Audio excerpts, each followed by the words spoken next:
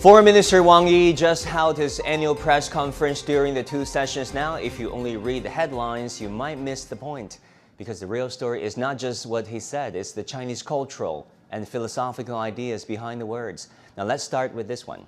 拳头硬不等于道理硬. Literally, a hard fist does not mean you have the hard truth. Or in plain English, might does not make right. Wang Yi warned that the world cannot return to the law of the jungle. Now, pause for a second. China's last major wars in 1979, 46 years ago. In those same decades, the United States has launched over 20 wars at least across the world. So one country has been busy launching wars, the other launching high-speed trains. One country was sending troops overseas, the other engineers and construction teams. And now Washington wants to label China a warmonger. That's not just ironic, it's pathetic. Another phrase Wang Yi used was 兵戎相见只会增添新的仇恨，酝酿新的危机. Now, that literally means engaging in war breeds new hatred, and in hatred lies the next crisis. I mean, isn't that brilliantly put? Hatred has a long memory. You're bombing a country of nearly 100 million people, the inheritor of the Persian civilization, and civilization that gave humanity algebra, poetry, astronomy, and one of the world's earliest empires. History teaches us that something simple. War creates tomorrow's enemies.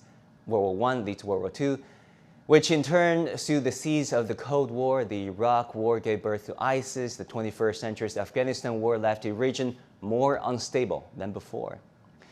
As the Chinese foreign minister quoted another ancient Chinese text, once warned, 仁义不施而攻守之势异也. When justice disappears, even the balance of power eventually shifts. In other words, power without legitimacy rarely lasts. Now let's turn to one of the most consequential relationships in the world, China and the United States. Wang Yi used a phrase that sounds almost too conventional. 以诚相待，以信相交. Treat each other with sincerity and dignity. Deal with each other in trust. Simple words, but profound meaning. He suggests expanding the list of cooperation and shortening the list of confrontation. And he expressed hopes that 2026 could become a milestone year for a healthy and stable China-US relationship in an era of geopolitical drama. That sounds refreshingly constructive. Then came a witty moment of the press conference talking about China-Europe relations. Wang Yi offered a metaphor. He said Europe should not be drawn into the protectionist orbit of small attic and come to China's gym. Yes, the gym, a place where you strengthen your muscles and your competitiveness. China understands the deep civilizational and cultural affinity between Europe and America, but Beijing also believes Europe should avoid turning every issue into an ideological contest.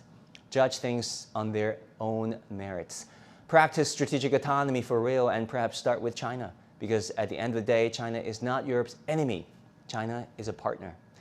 Wang Yi also talked about China's great partnerships with Russia, Africa, ASEAN, Latin America, and elsewhere before explaining China's grand strategies. The Global Governance Initiative. Together, they offer something quite unusual in international politics, a different intellectual tradition.